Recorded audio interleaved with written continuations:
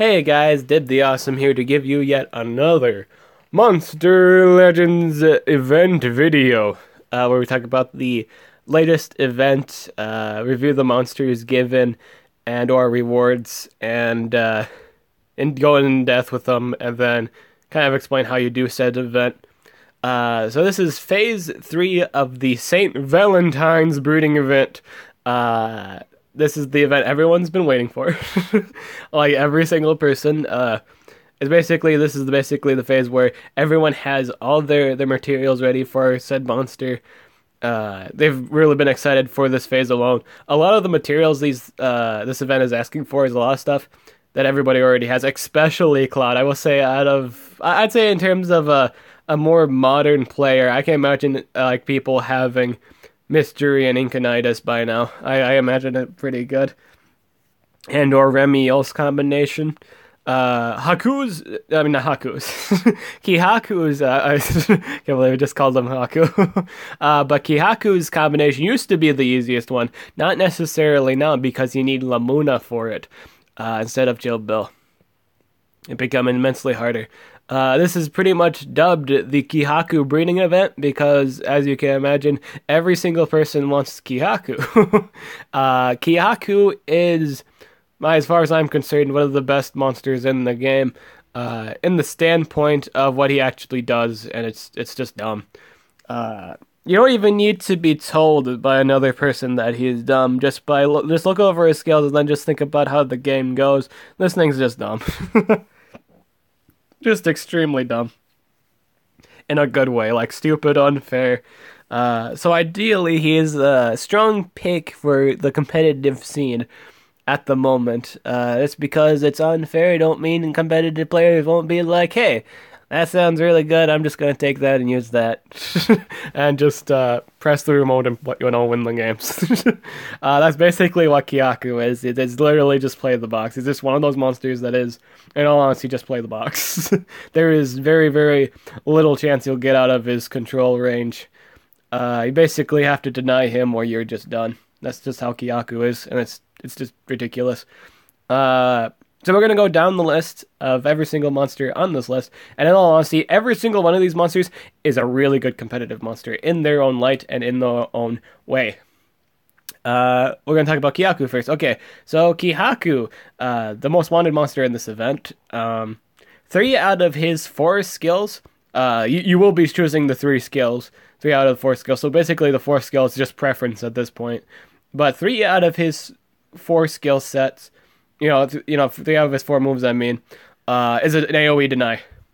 So if you don't deny this thing, it will more than likely deny you. it will do something in some form of way, and you will be angry. You will be so insanely angry. That's just because of how strong his control is. This man has AoE, freeze, and possession potential. That's with all 3 of his skills. Which is why it's so dumb, because if he doesn't freeze you, he'll possess you. If he doesn't possess you, he'll freeze you. So basically things with single immunities, like if it's just immune to possession or if it's just immune to freeze, it's gonna do the other thing that you're gonna get possessed or you're just gonna get frozen. Either or is just not a good situation. I will say the least situational is by a chance is if you get possessed. Because if you're frozen, your turn is just not going to go to you, period. And if you're possessed, something just happens to you. I mean, like, you can do, like, an extra turn. I guess you could say extra turn skill monsters have more of a likely chance to get out of Kihaku's control than anything else in the game besides artifacts and things that just aren't immune to deny, period. Which is basically artifacts and spirits. And Warthog. So, yeah, again, very few counters for this thing. And he has to keep in mind he has three skills that do this, so and the likelihood of them landing are fairly high, which is just dumb. The 4th skill could be a single target possession and free skill, or it can be an AoE life regen and stamina regen skill. So basically, he has a moveset where all 4 of his skill does some sort of deny. And that's just dumb. You can just see how ridiculous that is, just to completely deny anyone, anyone you want. He has two chances to deny you, and just three AOE skills. I mean, three AOE skills that do it. It's ridiculous. It's almost as cheap as Voltic, and which is possibly one of his few answers. I will say Voltic, Xyla, Mercurius, those monsters with extra turn skills is possibly the only ones that can kind of move around him, kinda. Not Mercurius too much because he's gonna wind up getting frozen. But ideally, Voltic and Xyla would be your best answers to this specific monster, due to the fact if you're possessed, you can just do your extra turn skill, and then you can just do whatever you want from there. But that's if you don't get frozen. This side can freeze you and possess you, and the Harden's just, I guess, just a luck thing. Orcs also, this also applies to orc monsters. They can also bypass this possibly if it procs on both like if it's just missed completely for that.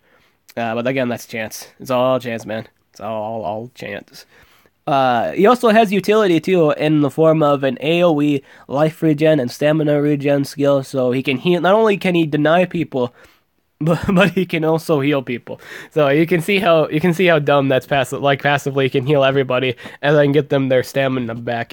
And don't forget relics too, because I'm sure this thing probably can hold traps or stabs, what have you, and it's just dumb. This is really good. This is the main monster you should prioritize, and if you have the combinations for it, you should get this first before anything else. That should be top priority. And or, if you're working on the two things like I have. Right now I have two different combinations fired up. I got one of them, but I have yet to get Kihaku. I really need, it's a really must-have thing to get Kihaku. Kihaku's just really, really good. Remiel, this is actually the least hyped monster in the entire event, and this one might be the most doable one. Simply because Firestorm was given as last month's calendar monster, and Invidia is just everywhere. Like there was like several dungeons for Invidia, there was a maze for Invidia, I think there was more than one, or like a progression he's just been everywhere. And he's not the most usable epic in the game, like in terms of usability, he's just kinda worthless. He's just not too good. He's not a very good epic. In terms of a modern epic, he's just kind of garbage. So it takes, these monsters aren't even flattering either. But the thing that they make is it's passable. It's very usable. But it is, again, it's the least hyped monster simply because you gotta look at everything else on the board that's been given to you, or that's being given to you, or a chance to get. Other things are just way too good, and that's why it's the least hype, and it's understandable why. It is very much understandable why. This monster is very, very, very vanilla. Very, very, very vanilla. It's very, very plain. There's nothing really odd about him, like Kihaku or Cloud or Undertaker. He's just plain. He is as plain as the plain could be. He's an attacker. He's got really good base stats. And he just does a lot of damage. He does fire weakness. He has an AoE fire weakness skill. And then he does fire damage. Your main source of damage is fire damage, and he can set up fire weakness. He has some self-buff skills. He's immune to mega stun and bleeding. Problem being with that is, lore nowadays just has so many varieties. It's not just you're fighting fire monsters. If it was back in the old days, if it was just like plain like elements like nature, dark, and fire wars, or just like three elements wars, it would be ideally good because a lot of the fire monsters are just stunned to begin with. But nowadays it's just so many things you can bring to war since the books came out. It's kind of hard. I will say he's really usable in the winged book. Unless in those situations where people just bring Nishan's pet. I think that should also be in the winged book. I'm not 100% sure on that. I imagine it being there though, or at least some kind of possessor. I don't think there's many stunners in the wing book, but it's just one of those usable monsters. It just has really good base stats, and it's just an attacker. All of his moves combo awkwardly. Besides the fire build, everything, if you do any other kind of build, it's just combos awkwardly. It feels stiff. I imagine. I don't even have him, but I imagine what it'd be like using him. He also only has DOT in his ultimate, and I feel DOT is such a clutch thing nowadays. There's just too many tanks that can tank that double damage. Well, at least I can, think of a few. They just kind of survive through a lot of stuff due to relics being existent in the game. This is a good attacker, but it should be something you focus last. I will say if you get Cloud and Kihaku right away, or no, Kihaku and Cloud right away, in that order, in terms of priority list, pick up a Remiel if you can. It's good for the wing book. Nothing really else. People are walking around with 130 Ursuses, so that doesn't help this man at all. In fact, due to the fact 130 Ursus is a thing, you just see them all around the place now. In terms of where I'm at in the competitive scene, in terms of what team I'm on, this is kind of worthless. Remiel's just kind of worthless against the Ursus, so yeah. Not the most hyped. Again, it's not the most hyped monster.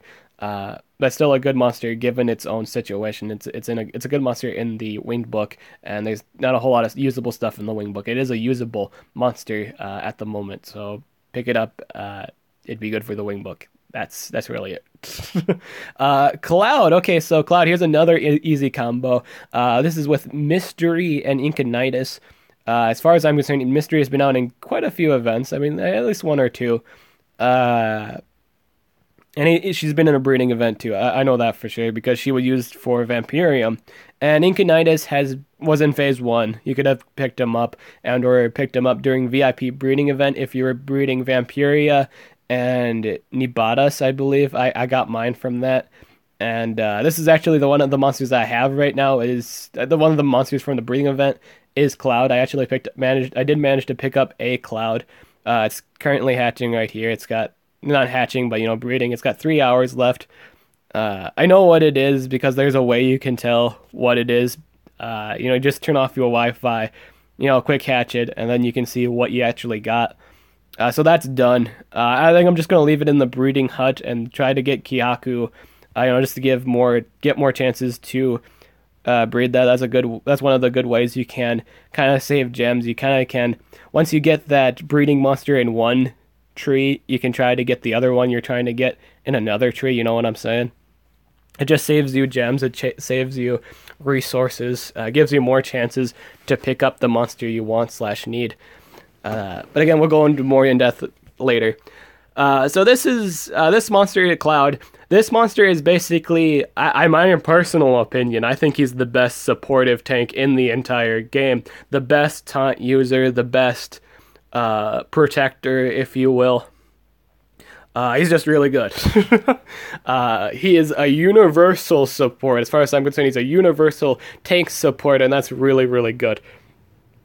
The only critique this thing has so far is he's a slower demise, and a lot of people think he's garbage because of that. Okay, I'll get into more of that later, but I really don't think this thing is garbage. And the reason why people hate it is also a garbage thought. It's a garbage reason for it. It's like that doesn't even matter. It doesn't matter, and we'll talk about that more in a bit. But basically, what this monstrosity of a tank does, not only does it have 36k when it's 100, once you hit 100, non-ranked up, it's got 36k life, really good base life. He's got access to a bunch of utility. This thing has nothing but a utility fort, and it's just crazy. He can do so much stuff, and it's nuts. I think the main selling point, though, the main supportive move you will use every time turn 1 is his extra turn double damage precision skill.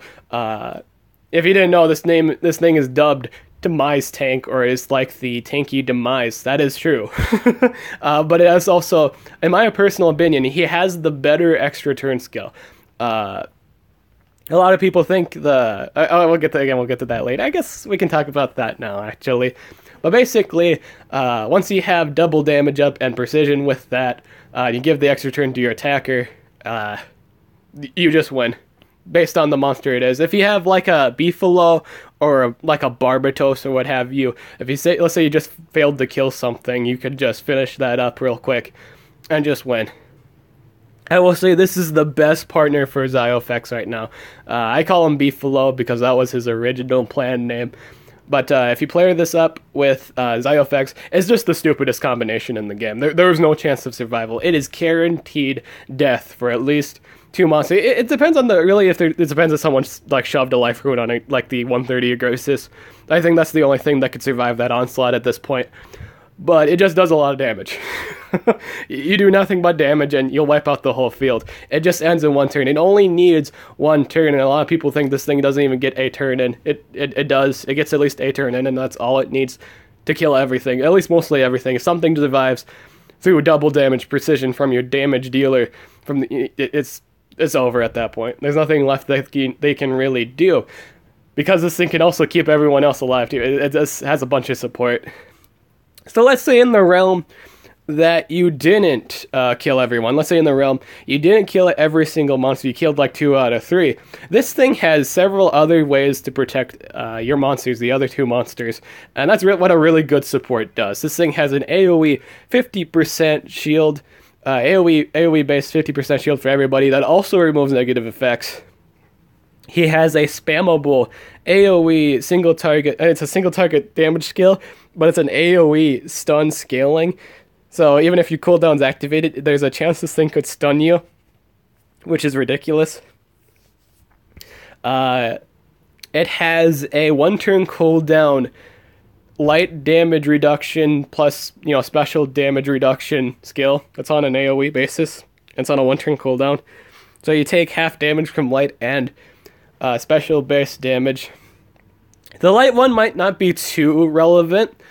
But the special one is, and there's a bunch of attackers that use special base skills.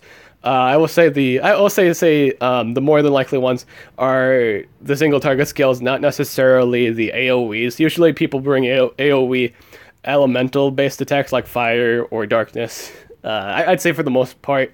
But if it's a special based AoE monster they decide to bring for an attacker, it's not going to do him any good against the Cloud. If he does that skill and you get to do your double damage setup, you'll just do normal damage, I think, because that's how much you do. And you're doing half damage to them if it's a special based skill. So half of double is back to normal damage. I think that's how that works. It's not going to be all too much to kill it, especially if you're running like a team life. If you're running a team life set on Cloud, that's just dumb. It's just really good. A lot of people just shove full team speed on this, and that's also completely fine. It's totally team rune support. Whatever you want, it'll do. It's okay. You can do whatever you want with it.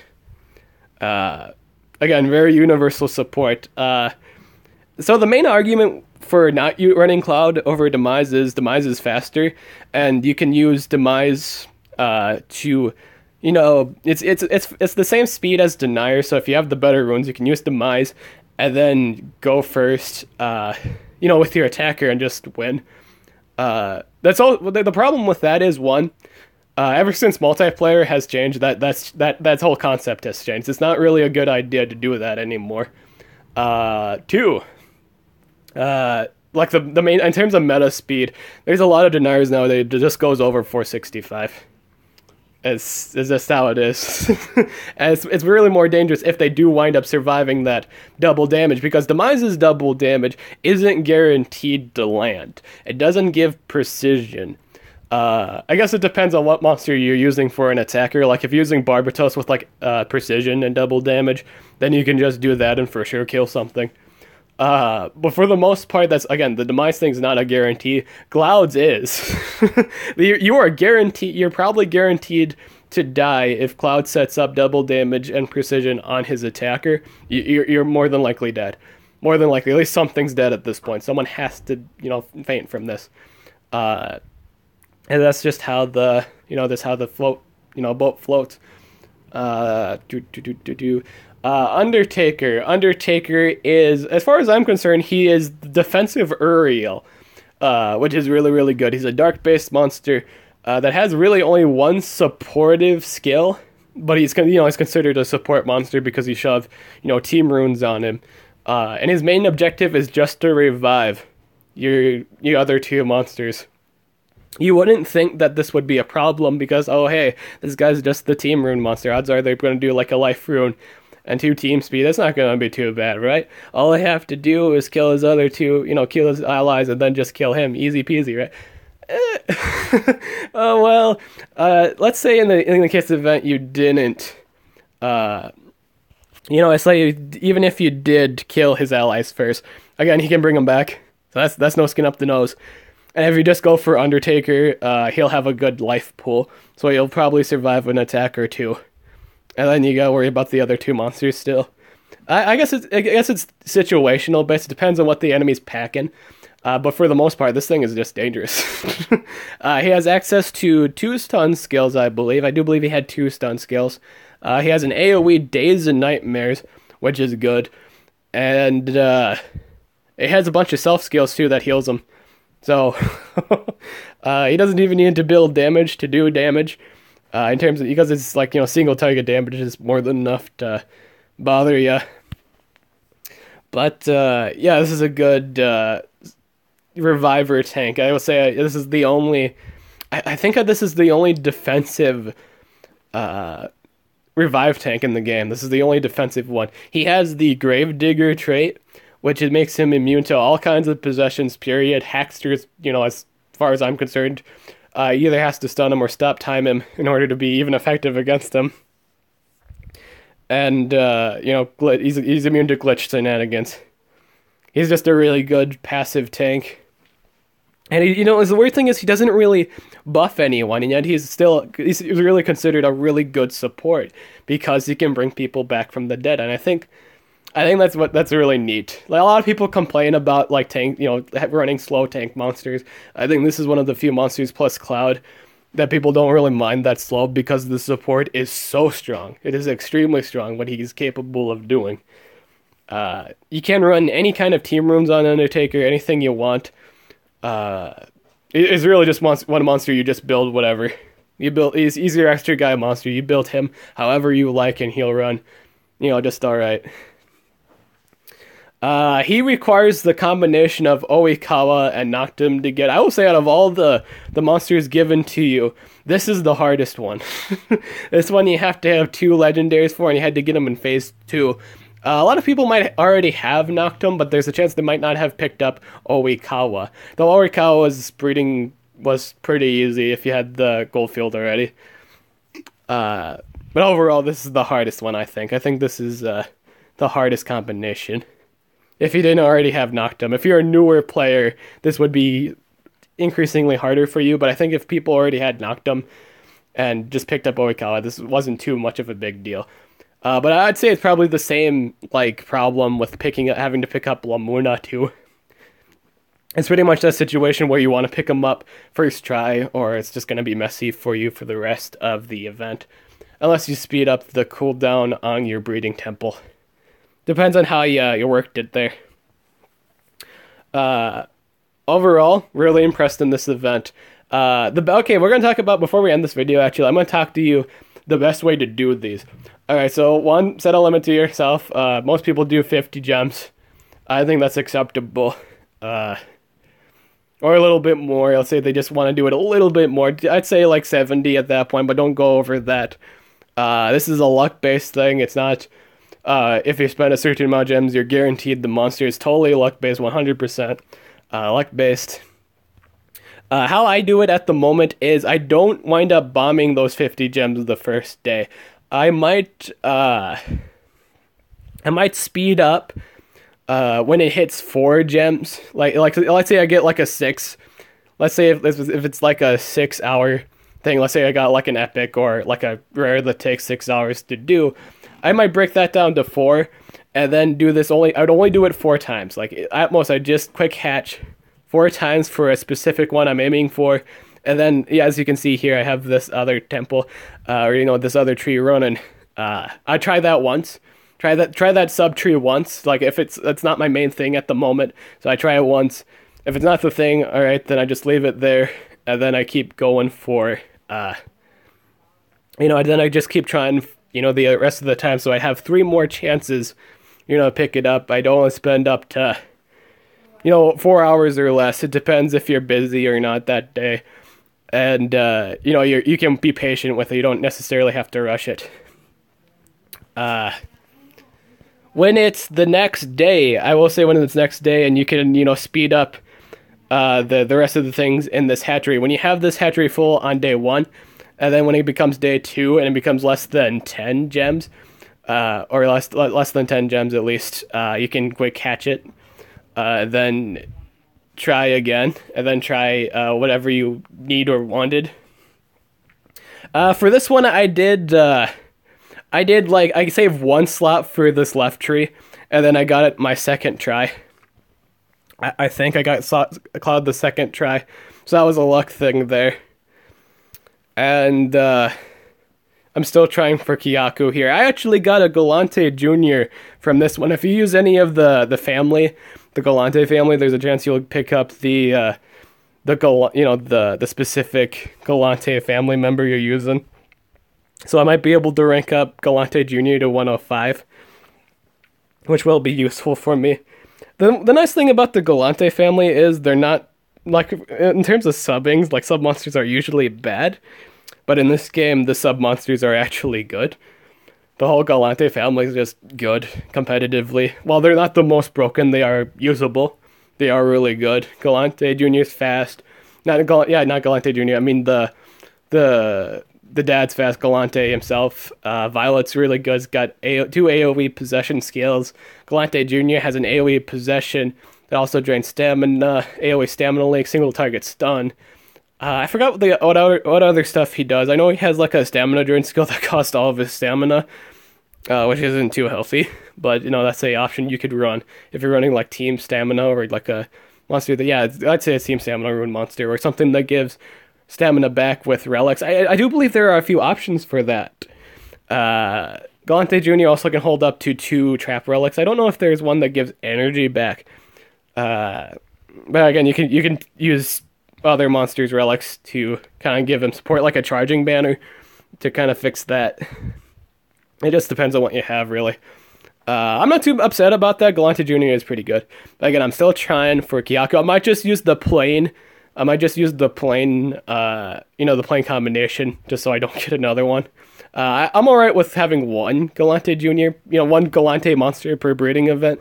Not okay with it being the rest of it. And Kyaku is really, really good, so must-have monster. So I will say if you have the natural pairing for this, do it.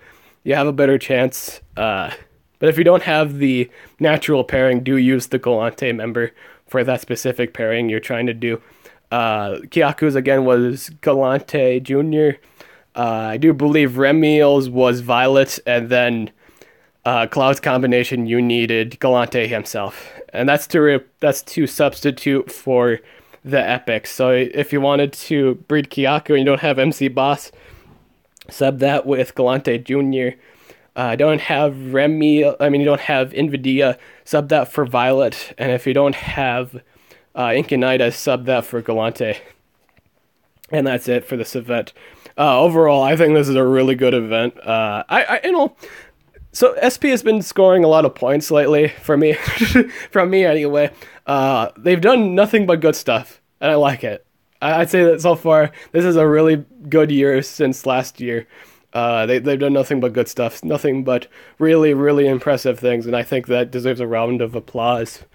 Just nothing but really, really fun events and or activities. Even if I was kind of sad about the Talos event, I was kind of sad about the difficulty, what have you, that you need like VIPs to, a specific VIP, declare that dungeon, and or, specific rune, you have to give them runes and stuff like that. The other rewards that you got from those dungeons were pretty good. You got a bunch of runes, you got food, you got money, not actual real world money, I mean like gold and elementium and hard dungeon. You got a pretty good stuff, you got a lot of stuff. And I think they're doing good so far, and they're going to do more of that too. So that's gonna be interesting. So yeah, that's it for this video. I'm Dib the Awesome, and I'll catch you guys later.